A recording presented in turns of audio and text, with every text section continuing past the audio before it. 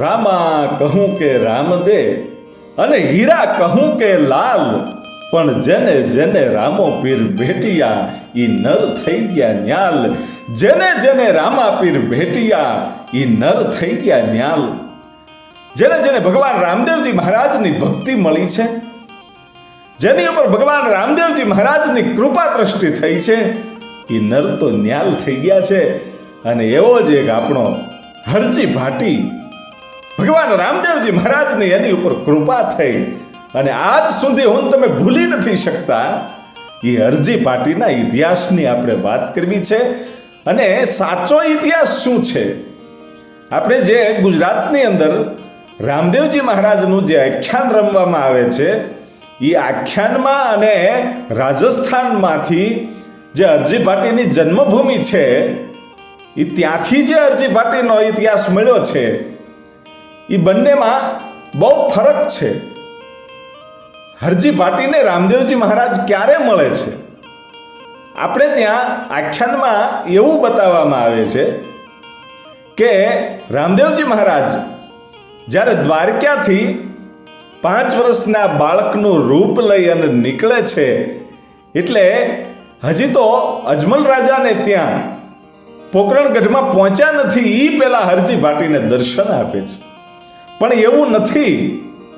હરજી ભાટીનો જન્મ ક્યારે થયો હતો અને રામદેવજી મહારાજનો જન્મ ક્યારે થયો હતો, ઘણો બધો બહુ ફરક છે.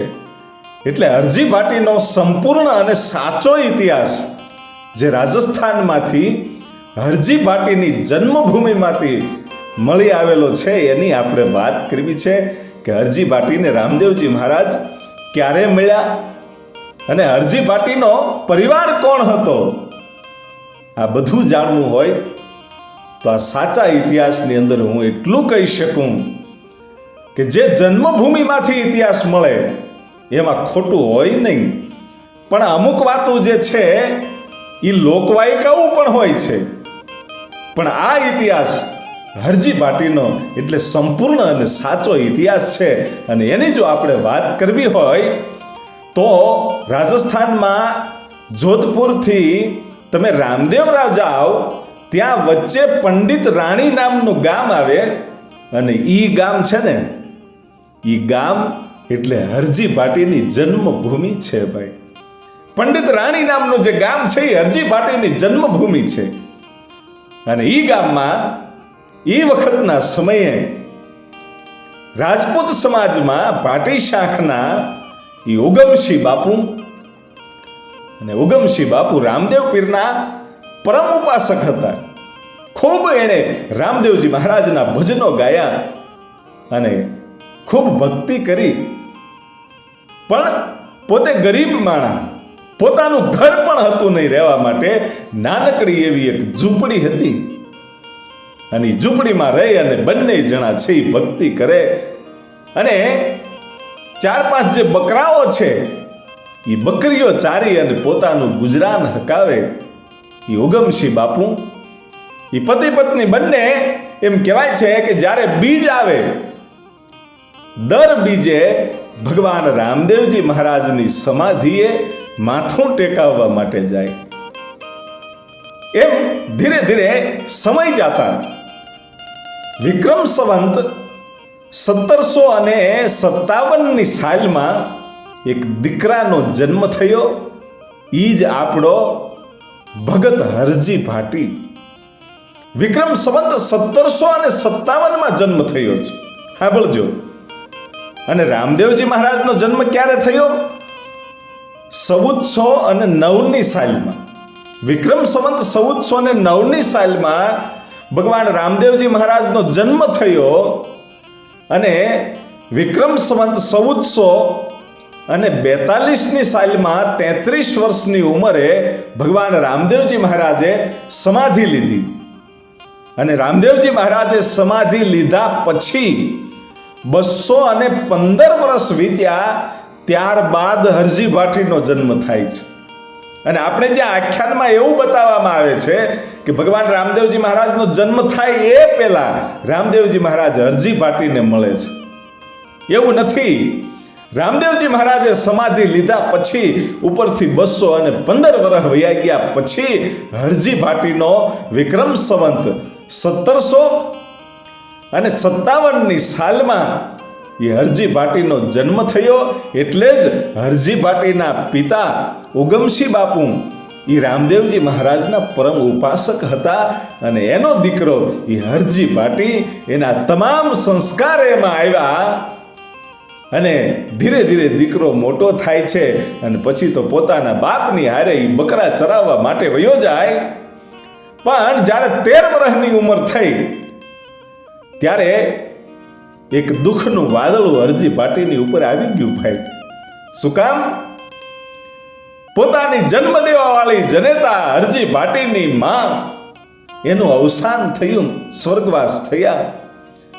દુઃખ તો ઘણું થયું પણ ભક્તિ એટલી હતી. ભક્તિ છે ને દુઃખને ભૂલવાડી હતી. એટલે હરજી ભાટીની અંદર ભક્તિ એટલી હતી, પોતાના બાપની સાથે દર બીજે રામદેવજી મહારાજને માથું ટેકાવવા માટે જાય અને બકરા ચરાવવા માટે જાય. અને માત્ર 13 વર્ષની ઉંમરમાં પોતાની જનેતાએ લાંબુ ગામતરા કર્યા પછી મોઢે બોલું માં ત્યાં તો મને હાચે નાનપણ આવરે, પણ આ બધી મોટપ કેરી મજા હવે કડવી લાગે કવિ કાગ કે. માં વગરનું તો બધું ખોટું છે, માં ઈ માં અને બીજા વગડાના વા. માનો પ્રેમ એવો પ્રેમ ક્યાંય તમને મળે નહીં. ઈ માં બનાવી અને ભગવાને હાથ ધોઈ નાખ્યા હતા કે આની જેવો પ્રેમ હવે બીજું કોઈ કરી ન શકે આ દુનિયામાં. એટલે તો ઈશ્વરને પણ જનેતાના ખોળીએ જન્મ લઈ અને આ ધરતીમાં આવવું પડ્યું છે માનો પ્રેમ માટે. અને એવી જનેતા આવી હરજી ભાટીની જનેતા આ દુનિયા છોડીને વયા ગયા પછી 1.5 વર્ષનો સમય ગયો અને એ વખતે 15 વર્ષની ઉંમરે હરજી ભાટીનો જે બાપ હતો એ હાલ્યો ગયો ભાઈ. મા બાપનું છત્ર છાયું છીનવાઈ ગયું અને 4-5 ઈ પાકડા બકરા ઈ લઈ અને આ એકલો થઈ ગયેલો હરજી ભાટી ઈ 15 વર્ષની ઉંમરનો ઈ નાનકડો એવો છોકરો ઈ વગડામાં બકરા ચારી આવે ને પાછો વયો આવે. કારણ કે હવે તો એકલું જીવન થઈ ગયું છે. પછી તો માત્ર ને માત્ર રામદેવજી મહારાજની પોતાના હાથમાં માળા ફરતી હોય અને ઈ માળા ફેરવતો ફેરવતો રામદેવજી મહારાજને યાદ કરતો હોય. અને એવી અપરંપાર ભક્તિ કે પછી તો ગામમાં જે લોકો હતા એ બધા જ એને ભગત તરીકે ઓળખતા હતા. ઈ હરજી ભાટીને ભગત હરજી ભાટી કહેતા. ભગત એની છાપ પડી ગઈ એવડી ભક્તિ. એ ભક્તિ કરતા કરતા કરતા એમ કહેવાય છે કે સમય વીતતો જાય છે અને 22 વર્ષની ઉંમર થઈને બરાબર આમ મૂછનો દોરો છે એ ફૂટે છે અને એવી યુવાની આવી ભાઈ. કોઈ પણ યુવાન હોય ને એ યુવાનોના એમ કહેવાય છે કે વિચારો કંઈક અલગ હોય, પણ આ તો હરજી ભાટી છે. અને ઈ હરજી ભાટીના જન્મભૂમિમાં જે પુસ્તક છે એ પુસ્તકમાં તો એમ લખવામાં આવ્યું છે કે હરજી ભાટીનો જન્મ માત્ર ને માત્ર રામદેવજી મહારાજની ભક્તિ કરવા માટે થયો હતો ભાઈ. આને તો ભક્તિ વરી ગઈ હતી અને રૂવાડે રૂવાડે રામદેવ પીરનું નામ હતું ભાઈ. અને 22 વર્ષનો યુવાન છે એ હાથમાં માળા ફેરવતો હોય, કેવો રૂડો લાગતો હશે વિચાર તો કરજો. અને રામદેવજી મહારાજની ભક્તિ કરે, બકરા ચારવા માટે જાય.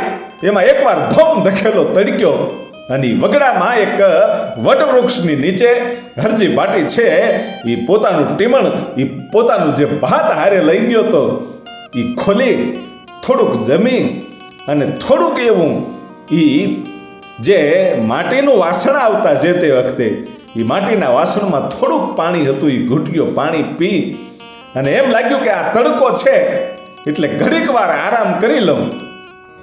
અને બરાબર આમ આરામ કરવાનો વિચાર કર્યો ત્યાં તો એક સંતને આવતા જોયા. હરજી ભાટીએ સંતને આવતા જોયા અને ધીરા ધીરા ધીરા ડગલા માંડતો માંડતો આ વગડાની અંદર એ સાધુડો હાલ્યો આવે ભાઈ. અને હરજી ભાટી વિચાર કરે છે કે આ વગડામાં કોઈ આવે નહીં, અને આ સાધુના આજ દર્શન થયા છે. ગડગડતી દોટ મૂકીને સાધુના પગમાં પડીને બે હાથ જોડીને કીધું કે બાપુ આપ કોઈ સેવા કરું, આજ તમારી સેવા કરવાનો મને મોકો મળ્યો છે. અને તે દી સાધુએ કીધું તારે સેવા કરવીશ કે હા? અને વટવૃક્ષની નીચે આવ્યા, છાંયે એ સાધુ બેહી ગયા અને કીધું કે હવે સેવા જ કરવી હોય ને તો આ તારી બકરીનું દૂધ મને પાઈ દે. હે કે હા, બકરીનું દૂધ પાઈ દે. અરે કે બાપુ બીજી કાંઈ સેવા હોય તો કયો. કા કે આ બકરા તો પાકડા છે બાપુ, મારા માવતર મરી ગયા છે. આ બકરા તો હવે જ્યારે વ્યાય ત્યારે ખરા, પણ એનું પેટ તો ભરવું ને. આ 4-5 બકરા છે ને બાપુ પાકડા છે, આમાંથી એકય દૂધણા નથી, આ દોવા ન દે બાપુ. અને ત્યારે સાધુ છે ને એટલું બોલ્યા કે તારે મને દૂધ પાવું નથી એટલે તું આવું બોલ છો. અરે કે બાપુ આ વગડામાં ક્યાંય પાણી ન મળે, એની બદલે દૂધ હું તમને ક્યાંથી લાવી દઉં? કે નહીં, તારે દૂધ ન પાવું હોય ને મારી સેવા ન કરવી હોય તો મને ના પાડી દે, હું અહીંથી હાલતો થઈ જાઉં. અને તારે જો મારી સેવા જ કરવી હોય તો હામી જે બકરી છે ને એ દોઈને મને દૂધ પા. એટલે હરજી ભાટીને એમ લાગ્યું કે આ સંત છે ને કદાચ ક્રોધિત થઈ અને કદાચ શ્રાપ આપી દે તો એના કરતા હું ખોટું જાઉં અને 1-2 આંચલ તાણું તો આ સાધુને ખબર પડી જાય છે કે આ બકરી દોવા નથી દેતી એમ. એટલે હરજી ભાટી છે એ બોઘડું લઈ, જે કાંઈ એ વખતે વાસણ હશે એ લઈ અને બકરી પાસે જાય છે. અને બકરીના આંચળમાં જ્યાં નજર કરીને ત્યાં તો ધીરા દૂધના ટીપા હેઠે પડતા હતા. બકરીના આંચળ છે હમણાં દૂધથી આમ ફાટી જાય એવી રીતે થવા માંડ્યું ને હરજી ભાટીની આંખ્યું ઘડી તો આમ એમ થઈ ગયું કે ઓહો, આ સંતનો પ્રતાપ તો જુઓ, કોઈ અદ્ભુત ઓલિયો આજ મારી પાસે આવી ગયો છે. અને એ હરજી ભાટી એ બકરી દોઈ અને એમ કહેવાય છે કે જે કાંઈ લોટો હશે એ વખતના વાસણમાં એ સાધુડાને દૂધ પાયું ભાઈ.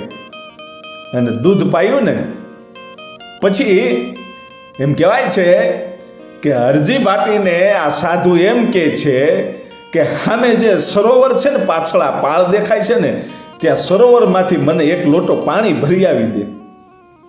અરે કે બાપુ એ સરોવર તો વર્ષોથી ખાલી છે, હું તો અહીંયા કાયમ બકરા ચારું છું, મને ખબર છે બાપુ. અરે કે ન ભરી દેવું હોય તો ના પાડી દે ને, ખાલી છે એવું શું કામ બોલે છે? સાધુ કે છે. પણ આ હરજી ભાટીને મનની અંદર વિચાર હાલતો તો કે પાકડું બકરું જો દૂધ આપતું હોય આ સંતના આશીર્વાદથી તો આ સરોવરમાંથી મને પાણી મળશે. એ વિશ્વાસ બેઠો ભાઈ, અને લોટો લઈ અને ધીરો એ સરોવરમાં હાલતો થયો. ત્યાં તો આખું સરોવર છલકાઈ ગયેલું હતું પાણીથી ભાઈ. એ સરોવરમાંથી લોટો જ્યારે ભરવા ગયો ત્યારે એ લોટાની અંદર ધ્યાન કર્યું તો થોડુંક દૂધ પડ્યું હતું. એ સાધુએ જે પીધું હતું એનું હેઠું થોડુંક દૂધ હતું એટલે પોતે પી ગયો. અને પોતે પી ગયો ને એટલે આમ બ્રહ્મ જ્ઞાન થઈ ગયું હોય ને એવું લાગવા માંડ્યું કે આ સંતના હેઠા દૂધમાં કેટલી તાકાત. એટલે પોતે એ પાણી ભરી અને સાધુને પાણી પાયું.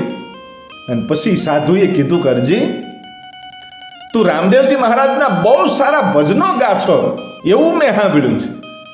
કે હા બાપુ, મને તો રામદેવજી મહારાજના ભજન છે ને એ મારા જીવ જેટલા વાલા છે. અરે કે ભલા માણા તો મને ભજન સંભળાયું ને. અને હરજી ભાટીએ એક પછી એક ભજન ઉપાડ્યા ભાઈઓ. અને એ સાધુડાએ ત્યાં બેઠા સાંભળ્યા. અને બરાબર આમ દિવસ આથમવાની તૈયારી થઈ. એ વખતે સાધુ એમ કહે છે કે હાલ હરજી, તારા ભજન તો મેં બહુ સાંભળ્યા, હવે ક્યારેક સમય હશે ત્યારે પાછો ભજન સાંભળવા આવીશ. અને તેથી હરજી ભાટી પગ પકડી ગયો તો બાપુ તમારા પાવન પગલા મારી ઝૂંપડીએ પાડો ને, મારી ઝૂંપડીને આજ પાવન કરી દો બાપુ. હું બીજી વાર તમને મારી ઝૂંપડી આવવાનું નહીં કહું, પણ એકવાર તમારા પાવન પગલા મારી ઝૂંપડીએ મારે આંગણે મૂકો ને તો મારું આંગણું છે એ ધન્ય થઈ જાય બાપુ. અને આનો પ્રેમ જોઈ અને સાધુએ કીધું કે હાલ આજની રાત તારી ઘેરે રહું અને તારા ભજનો સાંભળું. અને હરજી બાટીની સાથે એ 4-5 બકરા અને આ સાધુડો એ હરજી બાટીની ઝૂંપડીએ આવ્યા.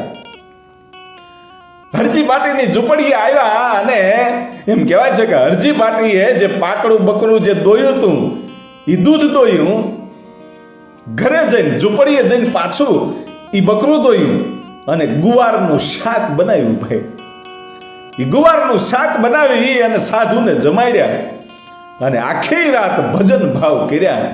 અને પછી સાધુ કહે છે કે હાલ હરજી, હવે તો સવારનો સૂરજ ઉગ્યો છે, હવે હું નીકળી જાઉં છું બાપ. અને તેથી એ સાધુ હરજી બાટીને એટલું કહેતા હતા કે હવે જ્યારે જ્યારે મને તારા ભજન સાંભળવાનું મન થાય ને તેથી હું પાછો અહીંયા આવીશ, તારી ઝૂંપડીએ હું પાછો આવીશ બાપ. અને તેથી હરજી બાટીએ એટલું કીધું કે બાપુ તમે આવો ને તો શિયાળામાં ન આવતા. કે શિયાળામાં ન આવતા. કે કેમ? કે શિયાળામાં અહીંયા બહુ ઠંડી હોય. તમે આવો અને તમને ઠંડી લાગે તો તમને મારે ઓઢાડવું હું તો ગરીબ માણસ, મારી પાસે તમને ઓઢાડવા માટે કાંઈ ન હોય બાપુ, એટલે તમે શિયાળામાં નહીં આવતા. અને તેથી સાધુએ કીધું તું કાંઈ વાંધો નહીં, શિયાળામાં નહીં આવું, ઉનાળામાં આવીશ બસ. કે નહીં બાપુ ઉનાળામાંય નહીં આવતા. કે હા ઉનાળામાં નહીં આવતા, અહીંયા બહુ તડકો પડે છે.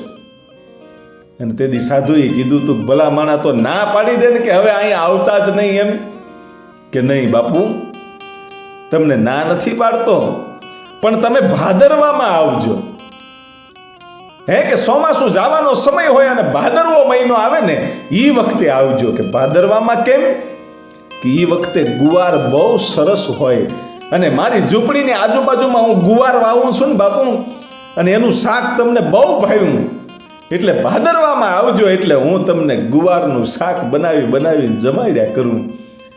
અને એ વખતે એ સાધુડો આમ મોજમાં આવી ગયો. ભાઈઓ કાંઈ વાંધો નહીં હરજી, હું હવે ભાદરવામાં આવીશ એમ કહી અને ગયા. પછી દર વર્ષે એ સાધુડો છે એ ભાદરવા મહિનામાં આવે. ભાઈ એવી રીતે ધીરે ધીરે ધીરે ધીરે વર્ષોના વાણા વાઈ ગયા અને દર વર્ષે ભાદરવામાં આ સાધુ આવે અને એ સાધુની હરજી બાટી ખૂબ સેવા કરે.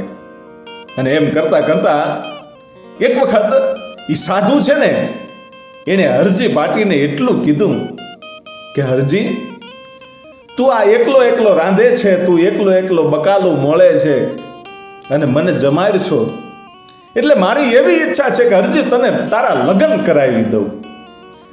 કે હા તારા લગ્ન મારે કરાવી દેવા છે. કે ના બાપુ ના, પગે લાગવો, મારે લગ્ન નથી કરવા. કે કે મારે તો માત્ર ને માત્ર મારા નાથની, મારા રામદેવ પીરની ભક્તિ કરવી છે, મારે લગ્ન નથી કરવા, મારે તો બ્રહ્મચર્ય વ્રત પાળવું છે. અને તેથી સાધુ કહે છે કે નહીં, મારે તારા લગ્ન તો કરાવવા જ છે.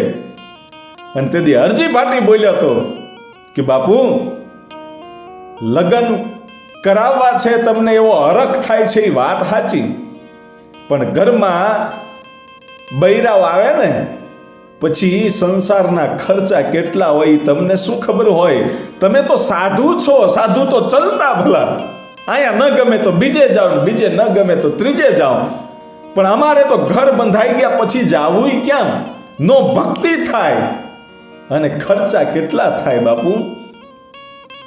અને ત્યારે એ સાધુએ એટલું જ કીધું તું તારો તમામ ખર્ચો હું પૂરો પાડીશ, પણ હરજી તું લગ્ન કરી લે. કે નહીં, મારે તો માત્ર ને માત્ર વરવું હોય ને તો મારા રામદેવજી મહારાજ હારે મારે લગ્ન કરવા છે. બાકી તો એ આ જે મારો આત્મો છે ને એના લગ્ન મારા રામા પીર હારે થઈ ગયા છે, હવે મારે લગ્ન કરવાની જરૂર નથી. અને એ વખતે એ સાધુડાએ હરજી બાટીની ઉપર હાથ મૂક્યો. ભાઈઓ એ હરજી બાટીની ઉપર હાથ મૂક્યો. એ વખતે સાધુડાએ હાથ મૂકવો અને અહીંયા બ્રહ્મ જ્ઞાન થવું. ભાઈ સંપૂર્ણ બ્રહ્મ જ્ઞાન થઈ ગયું હરજી ભાટીને, અને ખબર પડી ગઈ કે જેને હું સાધુ માનતો હતો અને દર વર્ષે જે ભાદરવામાં અહીંયા આવીને મારા હાથનું ગુવારનું શાક ખાતો હતો ને, એ બીજો કોઈ નહીં, આજ જે માથામાં હાથ રાખી અને ઊભો છે ને, એ સાક્ષાત રામદેવજી મહારાજ છે ભાઈ. વર્ષો સુધી એ હરજી ભાટીના હાથનું ગુવારનું શાક ખાધું, અને વર્ષો સુધી હરજી ભાટીએ રામાપીરના, એમ કહેવાય છે કે રામાપીરની સામે જ ભજન ગાયા, એની એટલી સેવા કરી, અને છેલ્લે બ્રહ્મ જ્ઞાન થયું અને રામદેવ પીરનું સાચું રૂપ દેખાણું. ત્યારે હરજી ભાટી જેમ લાકડી પડે એમ પગમાં પડી ગયો, અને રામદેવ પીર મહારાજે કીધું કે માંગી લે હરજી, જે જોતું હોય આજ માંગી લે, તારી સેવાથી હું બહુ રાજી છું. અને તેથી હરજી ભાટીએ એટલું જ કીધું તું કે પ્રભુ આપ ખુદ મળી ગયા, કદાચ ન મળ્યા હોત તો મને કોઈ તકલીફ તો હતી જ નહીં, પણ તમે આજ ખુદ મળી ગયા છો. માત્ર ને માત્ર તમારી ભક્તિ મળે ને તોય અમે ધન્ય કહેવાય, અને આજ તમે સાક્ષાત મળી ગયા છો એટલું નહીં, પણ વર્ષો સુધી તમારી સેવા કરવાનો લાભ મળ્યો, આનાથી વધારે મારે શું જોઈએ. અને તેથી રામદેવજી મહારાજે કીધું તું, હરજી હવે આ બકરા ચારવાનું છોડી દે, અને હું તને અક્ષય જોડી આપું છું. હે કે હા, આ બકરા ચારવાનું મૂકી દે, હું તને અક્ષય જોડી આપું છું, તારે જે જોઈએ એ એમાંથી મળી જશે. અને હવે તું ગામડે ગામડે ફરતો થઈ જા. હે કે હા, ગામડે ગામડે ફરતો થઈ જા. હવે આ જે કળિયુગ છે ને, એ બહુ અઘરો સમય આવવાનો છે કળિયુગનો, એટલે હવે ધર્મનો પ્રચાર કરવો પડશે. આ નિજાર ધર્મનો પ્રચાર કરો, અને ગામડે ગામડે મારા નામના પાઠ કરો. સાચું ઈ છે. હે હરજી ભાટી, લ્યો આ અક્ષય જોડી, અને તમે ગામડે ગામડે હવે ધર્મનો પ્રચાર કરવા માટે નીકળી જાઓ. એમ કહી અને રામદેવજી મહારાજ અદ્રશ્ય થયા. એ વખતે એક કાપડનો ઘોડો અને રામદેવજી મહારાજના ચરણ પગલા એ ત્યાં પડ્યા રહ્યા. એ ચરણ પગલા અને રામદેવજી મહારાજનો ઘોડો લઈ, અને પછી તો હરજી ભાટી છે એ ધર્મનો પ્રચાર કરવા માટે, એમ કહેવાય છે કે ગામડે ગામડે ફરવા માંડેલા. અને જે ગામમાં ખબર પડે કે હરજી ભાટી આવ્યા છે, એ ગામનું હજારો માણસના ટોળા છે એ હરજી ભાટીના પાસે રહેલા એ રામદેવજી મહારાજનો લીલો ઘોડો કાપડનો અને ચરણ પાદુકાના, એમ કહેવાય છે કે દર્શન કરવા માટે માણસો દોડી દોડીને જાય. અને એમ કહેવાય છે કે જે ગામમાં જાય ત્યાં ધર્મનો પ્રચાર કરે, રામદેવજી મહારાજનો પાઠ કરે, અને રામદેવજી મહારાજના ભજનો ગાય. એમ કરતા કરતા કરતા એક વખત એક ઘટના એવી બની કે જોધપુરનું મોટામાં મોટું સ્ટેટ અને વિજયસિંહજીનું રાજ, અને વિજયસિંહજીનો એ દિવાન, એનું નામ હજારીમલ, અને એ હજારીમલના બાગમાં, બગીચામાં હરજી ભાટી જઈને ઉભા રહ્યા ભાઈ. અને માણસોને ખબર પડી એટલે હજારો માણસના, એમ કહેવાય છે કે ટોળા છે હરજી ભાટીના પાસે રહેલા ભગવાન રામદેવજી મહારાજના ઘોડાના દર્શન કરવા માટે આવે. અને એમાં એ બગીચો હતો, એટલે બગીચામાંથી ફૂલ તોડી તોડી અને રામદેવજી મહારાજના ઘોડાને હવ ફૂલ ચડાવે. પણ એટલું બધું માણસ આવે, હજારોની સંખ્યામાં આવે, કારણ કે સાક્ષાત રામદેવજીએ આ ઘોડો હતો, એના સાક્ષાત ચરણ પગલા હતા, એના દર્શન કરવાનો લાભ તો બધાને લેવો હોય. એટલે જેટલું માણસો આવતું હતું, એ રામદેવજી મહારાજને ઘોડાને એ ફૂલડા ચડાવવા માટે એ બગીચામાંથી ફૂલડા મંડ્યા તોડવા. અને 1 દિવસ 2 દિવસ અને 5 દિવસ જ્યારે ગયા, ત્યારે માળીને એમ લાગ્યું કે હવે તો ફૂલડા તો બધા પૂરા થઈ ગયા, પણ આ બગીચો છે ને એ વેર વિખેણ કરી નાખશે, બગીચાને આ માણસો છે એ તોડી નાખશે. હવે આ હરજી ભાટીની ફરિયાદ મારે હજારીમલને કરવી પડશે, દિવાનને ફરિયાદ કરવી પડશે. અને દિવાનને ફરિયાદ કરી, અને દિવાને આવી અને જે માણસો દર્શન કરવા આવતા હતા એને કાઢી મૂક્યા અને હરજી ભાટીને એ જોધપુરની જેલમાં પૂર્યા ભાઈઓ. હરજી ભાટીને જેલમાં તો પૂર્યા, પણ હરજી ભાટીની સાથે રામદેવજી મહારાજનો ઘોડો અને એના ચરણ પગલા, એને તો જેલ હું કે બહાર હું, એને તો માત્ર ભક્તિ કરવાની હતી. એ સામે ઘોડો મૂકી દીધો જેલની અંદર અને ચરણ પગલા મૂકી અને ત્યાં માળા મીંડો ફેરવવા ભાઈ, ભજન મીંડો ગાવા જેલની અંદર.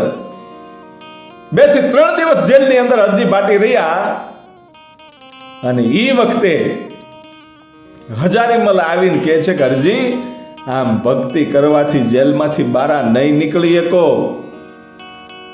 અને ત્યારે હરજી ભાટીએ કીધું તું જેલમાંથી બારો નીકળું કે ન નીકળું, પણ મને મારા ધણીના આરાધ સિવાય બીજું કાંઈ ગમતું નથી. મારે તો ગમે ત્યાં ભજન કરવું છે.